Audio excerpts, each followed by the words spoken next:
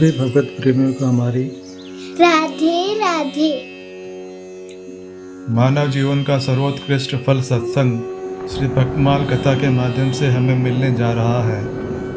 श्री भक्तमाल कथा के प्रधान श्रोता हमारे श्री प्रिया प्रीतम जी हैं। उनके श्री चरणों में प्रणाम करते हुए आइए आज के भक्त चरित्र का श्रवण करें। भक्तराज भीष्म पितामह परित्यज्य जय्यम त्रैलोक्यम राज्यम देवसु वा पुनः यदाप्य अधिकमेताभ्याम न तो सत्यम कथंचन। महर्षि वशिष्ठ के साप से 8 वसुओं को मनुष्य लोक में जन्म लेना था। श्री गंगा जी ने उनकी माता होना स्वीकार किया। वे महाराज शांतनु की पत्नी हुई। 7 वसुओं को तो जन्मते ही उन्होंने अपने जल में डालकर उनके लोक भेज दिया, पर 8वें वसु ध्यो को संतनु जी ने रख लिया। इन्हीं बालक का नाम देवव्रत हुआ। महाराज संतनु दास राज के पालिता पुत्री सत्यवती पर मुग्ध हो गए, किंतु दास राज चाहते थे कि उनकी पुत्री की संतान ही सिंहासन पर बैठने की अधिकारिणी मानी जाए। तब वे महाराज को अपनी कन्या दें। महाराज अपने ज्येष्ठ सुशील पुत्र देवव्रत का स्वत्व छीनना नहीं चाहते थे और सत्यवती की आसक्ति भी उनमें थी। वे उदास रहने लगे। मंत्रियों से पिता की उदासी का पता लगाकर देवव्रत दास राज के पास गए और उन्होंने कहा, मैं राज्यासन नहीं लूँगा। जब दास राज ने शंका की कि तुम तो राजगद्दी पर नहीं बैठोगे, पर तुम्हारी संतान राज्य के लिए झगड़ सकती है, तब उन्होंने आजन्म अविवाहित रहने की प्रतिज्ञा की। देवताओं ने इस प्रतिज्ञा से प्रसन्न होकर उन पर पुष्प वर्षा की और ऐसी भीषण प्रतिज्ञा करने के कारण उनको भीष्म कहकर संबोधित किया। महाराज संतनु अपने पुत्र की पितृभक्ति से परम संतुष्ट हुए। उन्होंने भीष्म को आशीर्वाद दिया, बेटा, जब तुम चाहोगे तभी तुम्हारा शरीर छूटेगा।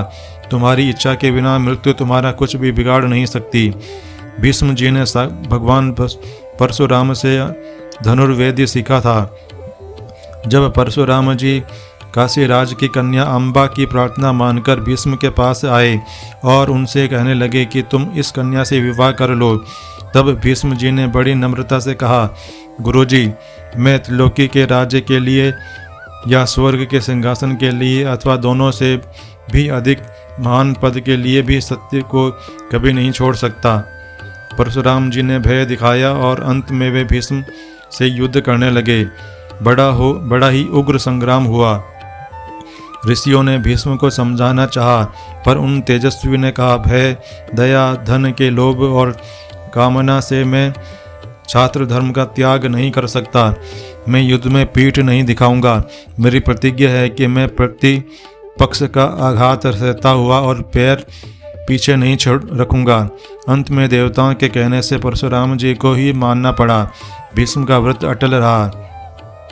जब सत्यवती के दोनों पुत्र मर गए, तब भरतवंश की रक्षा एवं राज्य के पालन के निमित्त सत्यवती ने भीष्म को सिंहासन पर बैठने तथा संतान उत्पादन करने के लिए कहा।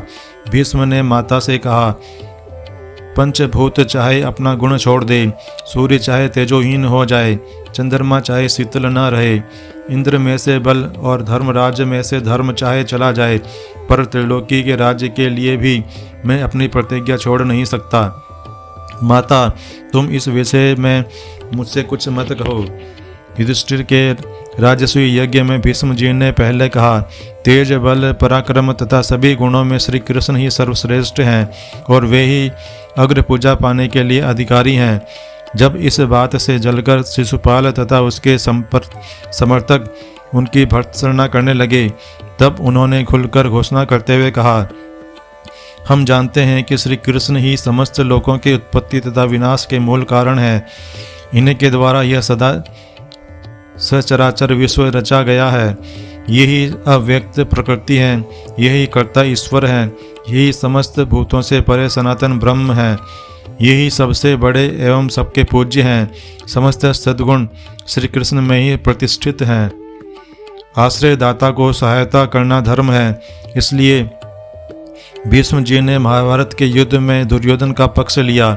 वे दुर्योधन को उसके अन्यायों के लिए सदा धिक्कारते रहते थे। युद्ध में भी वे दुर्योधन को समझाते रहते थे। अवश्य ही वे पूरी शक्ति से दुर्योधन के पक्ष में लड़ रहे थे, पर हृदय से धर्म पर स्थित पांडवों की विजय ही उन्हें अभीष्ट थी। उन्होंने स्वयं अपनी मृत्यु का उपाय बताया और युधिष्ठिर को अपने वध के लिए आज्ञा दी। महाभारत के युद्ध में भगवान श्री कृष्ण ने शस्त्र ग्रहण न करने की प्रतिज्ञा की थी। दुर्योधन द्वारा उत्तेजित किए जाने पर भीष्म जी ने प्रतिज्ञा कर ली कि भगवान को शस्त्र ग्रहण करा दूंगा। दूसरे दिन के युद्ध में भीष्म ने अर्जुन को अपनी बाण वर्षा से विकल कर दिया। भगवत वत्सल भगवान अपने भक्त के प्राण की रक्षा के लिए अपनी प्रतिज्ञा भंग करके सिंह नाद करते हुए अर्जुन के रथ से कूद पड़े और हाथ में रथ का टूटा पहिया लेकर भीष्म की ओर दौड़े। सेना में हाहाकार मच गया। लोग चिल्लाने लगे, भीष्म मारे गए, भीष्म मारे गए।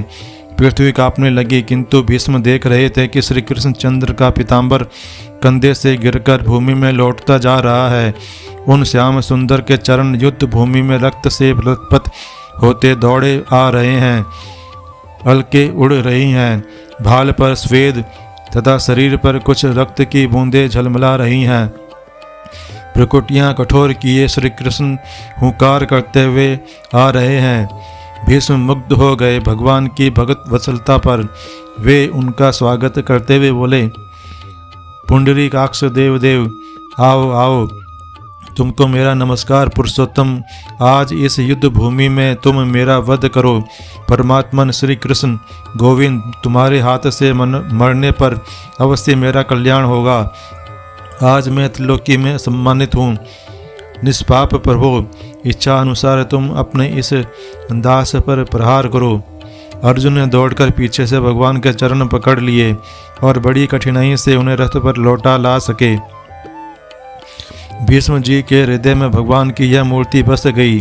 वे उसे अंत तक नहीं भूल सके। सूरदास जी ने भीष्म जी का मनोभाव इस प्रकार प्रकट किया है। वाह पट पीत की फहरान, कर धरी चक्र चरण की धावनी, नहीं बिसरती वह बान। रथ ते उतरी अवनी आतुर वह, कज रज की लपटान। मानो सिंह सैल ते निकस्यो, महामत गज जान। जिन गोपाल मेरो प्रण राख्यो, मेटी बेद की बकान। सोई सूर सहाय हमारे, निकट भय हैं आन। भीष्म जी ने अपने को रणसैया देने की विधि स्वयं बताई थी। जब शिखंडी को आगे करके अर्जुन उन पर बाण चलाने लगे, तब भी उन्होंने शिखंडी पर आघात नहीं किया। पितामह भीष्म का रोम रोम बाणों से बिंध गया। रथ से जब वे गिरे तो उनका शरीर उन बाणों पर ही उठा रह गया। केवल उनका मस्तक लटका रहा था।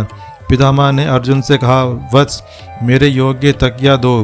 अर्जुन ने 3 बाण उनके मस्तक में मारकर सिर को ऊपर उठा दिया। दुर्योधन के भेजे चिकित्सक जब वहां आए, तब पितामह ने उन्हें आदरपूर्वक लौटा दिया। महायुद्ध समाप्त होने पर जब युधिष्ठिर का अभिषेक हो गया, वे रात्रि में एक दिन भगवान श्री कृष्ण के पास गए। युधिष्ठिर ने भगवान को प्रणाम करके कुशल पूछी, पर उन्हें कोई उत्तर नहीं मिला। उन्होंने देखा कि श्री कृष्ण चंद्र ध्यानस्थ हैं, उनका रोम रोम पुलकित हो रहा है। युधिष्ठिर ने पूछा कि प्रभु, भला आप किसका ध्यान कर रहे हैं? भगवान ने बताया, सरसैया पर पड़े हुए पुरुष श्रेष्ठ भीष्म मेरा ध्यान कर रहे थे। उन्होंने मेरा स्मरण किया था, अतः मैं भी उनका ध्यान करने में लगा था।